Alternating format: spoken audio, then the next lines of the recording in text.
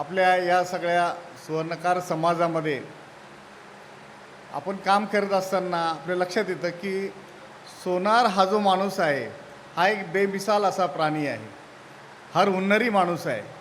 कोणत्याही समाजातल्या माणसाने जर एक सोनार मित्र केला तर त्याला आयुष्यभर कुठलीही फिकीर राहणार नाही असं म्हटलं जातं.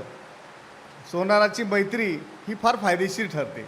पण सोनार समाजातले लोक एकत्रित राहू शकत नाही. कदाचित त्यांना असं वाटत असेल की टायगर जसा एकटा एकटा फिरतो आणि शेळ्या मेंढ्या सगळे कळपाने फिरतात, तसं कदाचित सोनारांना वाटत असेल की सोनारांमध्ये एक कमी आहे की त्यांना सोनार समाजाला माणसाविषयी जी आत्मीयता आहे ती तेवढी नाही आहे.